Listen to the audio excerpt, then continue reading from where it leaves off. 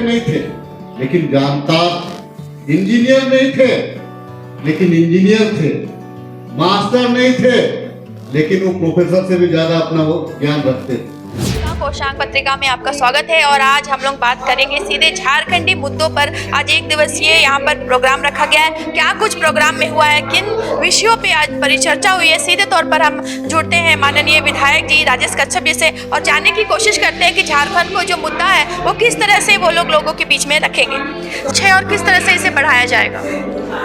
देखिए, आज सर्वप्रथम हम लोग को एक घबराहट है कि झारखंड प्रदेश में CNT और SPT एक जैसा महान कानून लागू है और आज देश पे भारत सरकार के द्वारा आज समान नागरिक संहिता कानून को लाया जा रहा है।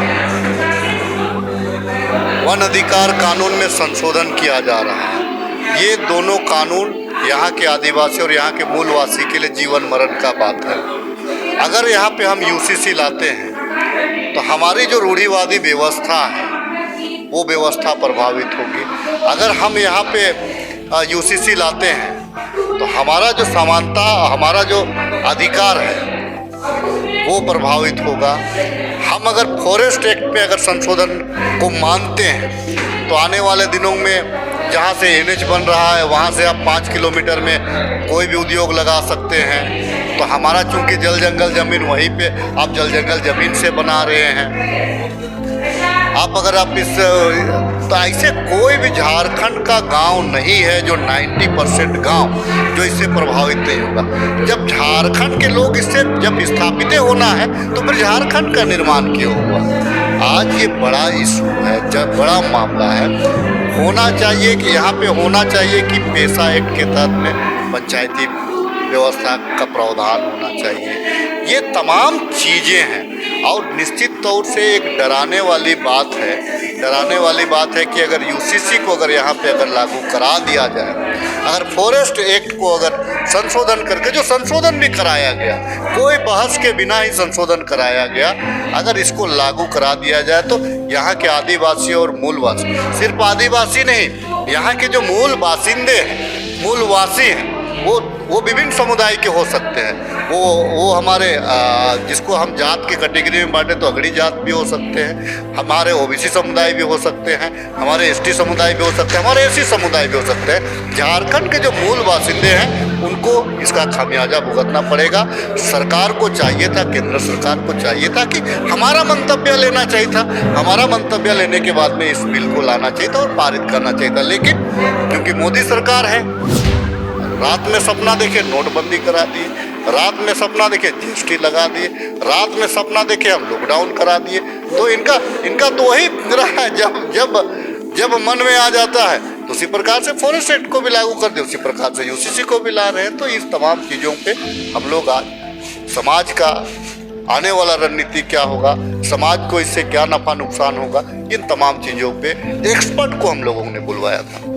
जो एक्सपर्ट है जिसमें हमारे बसु साहब थे, संजय बसु जी थे, हमारे अरविंद उरांव जी थे, हमारे रामचंद्र उरांव जी थे, हमारे वाल्टर कंडुलना जी थे, हमारे सुभाषिष सोरेन जी थे और इसको जय आदिवासी परिषद की ओर से निरंजना हेरेज, अरविंद उरांव वगैरह के अध्यक्षता में विकी, हमारा आनंद, इन लोगों की अगुवाई में यह कार्यक्रम को, इनके मेहनत से इस कार्यक्रम को कराया गया और निश्चित तौर से इसका फलाफल निकला है कि एक रणनीति के तहत जितने भी सांसद हैं उनसे हम सवाल करेंगे कि आपने हमारे लिए क्या किया।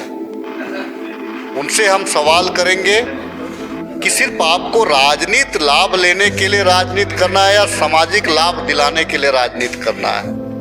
हम आने वाला जो हमारा रणनीति होगा, यहाँ के जो सांसद होंगे, यहाँ के जो विधायक होंगे, उनसे पूछेंगे कि भाई आप हमारे साथ हैं या हमारे साथ में नहीं हैं, समाज के साथ हैं या समाज के साथ में नहीं है। बहुत कारगर बैठक हुआ है, विभिन्न समुदाय के लोग यहाँ पे बैठे थे। आज आने वाला मुझे लगता है कि कुछ महीनों के बाद विशेष करके समान नागरिक संहिता कानून और जो है कि फॉरेस्ट एक्ट पे हम और CNT SPT एक्ट पे विस्तृत चर्चा करने के लिए हम रणनीति बना रहे हैं। उसी में हमारा अगला जो रणनीति तय होगा कि हम आने वाला हमारा रणनीति क्या है। एक मेरा सवाल है कि कल डुमरी उपचुनाव में जो है बेबी देवी ने काफ़ी भारी मतों से जीत हासिल की और यहाँ पर AIM का भी वोट यानी मुस्लिम जो समुदाय का वोट है पूरे तरह से JMM को गया है, इस पे क्या कहेंगे? देखिए, इंडिया गठबंधन जो है सशक्त रूप से उभर करके सामने आया है। निश्चित तौर से ये इंडिया गठबंधन की पहली जीत है और आपने पूरे देश में देखा होगा कि इंडिया गठबंधन की शानदार जीत रही है। सिर्फ मैं झारखंड की बात नहीं, तो मैं तो आपके चैनल में भी मैंने कहा था कि भाई डुमरी हम 15,000 10 से 15,000 के वोटों से हम लीड करेंगे, हम जीतेंगे। आखिर क्योंकि मैं उस क्षेत्र में गया था, मैं घूमा था, क्षेत्र के जनता से बात की थी, तो मैंने इसीलिए मेरा जो आकलन था, मैं शुरू से ही कह रहा था कि 10 से 15,000 में हम लोग जीतेंगे और हुआ वही। आने वाला दिन में मैं डुमरी की जनता को बहुत सारी शुभकामनाएं और बधाई दूंगा। जो स्वर्गीय जगन्नाथ महतो जी को एक श्रद्धांजलि स्वरूप बेबी देवी को जिताने का काम किया है और आने वाला दिन में जगन्नाथ दा का जो सपना रहा था उस सपना को आगे बढ़ाने में अपना योगदान दिया है। मैं डुमरी की जनता के साथ साथ पूरे देश में इंडिया गठबंधन पे विश्वास करके जितने भी उपचुनाव हुए उसमें जितने भी जनता ने समर्थन दिया है उन तमाम लोगों को मैं दिल से आभार व्यक्त करता हूं और उम्मीद करता हूं कि 2024 इंडिया गठबंधन का 24 होगा। 2024 जो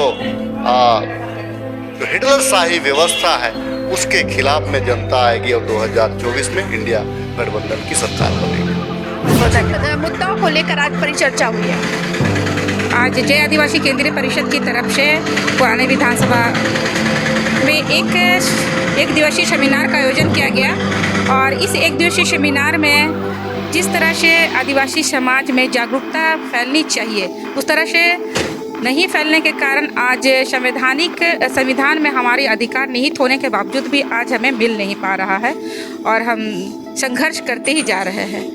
तो हम लोगों को लगा कि सबसे पहले कि जो हमारे ट्रेडिशनल लीडर है जैसे पाहन पुजार और कोटवार महतो, हमारे जो जनप्रतिनिधि है मुखिया जिला परिषद और सामाजिक धार्मिक अगुवा के साथ एक सेमिनार किया जाए और इस सेमिनार के माध्यम से एक्सपर्ट के द्वारा बताया जाए कि वन संरक्षण अधिनियम अभी जो 2022-23 जो संशोधन हुआ है उसमें क्या कमियां आ रही है। पहले 1996 में जो था उसको संशोधन करके अभी बिना ग्राम सभा के परमिशन से सरकार ज़मीन ले लेगी, तो हमारे आदिवासी समाज जो वन को अपना जल जंगल ज़मीन को ही अपना सर्वश्रेष्ठ समझता है वो उनसे हाथ धो बैठेगा और उनका जीविका उपार्जन का भी क्षेत्र रहा है, तो उनसे भी उन्हें हाथ धोना पड़ेगा और कहीं ना कहीं उन्हें विस्थापित होकर जाना पड़ेगा। तो इसके लिए सेमिनार की आवश्यकता थी। साथ में हमारा CNT SPT एक्ट है, इसके रहते हुए भी आज हम संघर्ष कर रहे हैं। ज़मीन लूट मचा हुआ है, सादा पट्टा पे लोग ज़मीन में बस रहे हैं जो कि अनलीगल है, तो इसे किस तरह से रोका जाए। तीसरा पॉइंट है हमारा क्षमता जजमेंट और पेशा कानून, जबकि हमारा इसमें स्वामित्व का अधिकार है आदिवासी समाज का, फिर भी आज तक हमें स्वामित्व का अधिकार नहीं दिया गया है। और आज धर्म कॉलम की भी बात हो रही है कि हमारा हिंदू मुस्लिम सिख ईसाई बौद्ध के जैसा हमारा भी एक कॉलम रहे जिसमें पूरे देश के आदिवासी जो अपनी मान्यताएं हैं उनकी धार्मिक आस्थाएं हैं उसको वो बरकरार रखने के लिए एक कॉलम की आवश्यकता है। उसे भी किस तरह से हम सरकार से डिमांड कर पाए और साथ में जो सरकार UCC जो सामान्य नागरिकता कानून जो परिचर्चा में है कि लाने की कोशिश किया जा रहा है और इसमें आदिवासियों को भी सामान्य नागरिकता की श्रेणी में अगर रखते हैं तो हमारा अपना कस्टम सिस्टम है, हमारा रूढ़िगत परंपरा है, उसे अगर UCC ला दिया जाए तो हमारा कस्टम सिस्टम ही खत्म होगा, पूरी तरह रीति रिवाज परंपरा ही खत्म हो जाएगी। तो हमें किस तरह से सरकार को इस पर रोक लगाना चाहिए, इस पर हम जागरूक इस सेमिनार के माध्यम से लोगों को जागरूक करने की कोशिश किए हैं। और इसे बड़े पैमाने पर झारखंड में उतारने के लिए क्या कुछ और भी नए चीज़ों को लेकर सोच रहे हैं? इसे बड़े पैमाने पर उतारने के लिए जो हमारा ट्रेडिशनल लीडर है, हमारा जो पाहन व्यवस्था जो हमारे पाहन पुजार के द्वारा चलता है, उनका भी एक सेमिनार रखेंगे। साथ में हमारे जितने प्रमंडल स्तर पे हम लोग इस कार्यक्रम को घोषणा किए हैं कि अक्टूबर नवंबर तक एक प्रमंडल स्तर पे एक बड़ा सेमिनार करेंगे, जिसमें हजारों अगुआ जो हमारा ट्रेडिशनल लीडर के साथ हमारे समाज के बुद्धिजीवीगण, हमारे समाज के जो अगुआगण, प्रबुद्ध जन, सभी को शामिल करके और हमारे जनप्रतिनिधिगण सभी को शामिल करके एक बड़ा सेमिनार करने का घोषणा हुआ है। और जब तक हमें बृहत रूप में नहीं करेंगे तब तक सरकार को शायद उस तक बात नहीं पहुंचा पाएंगे। तो इस सेमिनार के माध्यम से और 2 दिवसीय सेमिनार का घोषणा हुआ है, लेकिन अभी तिथि तय नहीं हुई है, इसलिए हम लोग इसे बताना उचित नहीं समझते हैं। निरंजना हेरेंस टोप्पो, जय आदिवासी केंद्रीय परिषद महिला अध्यक्ष।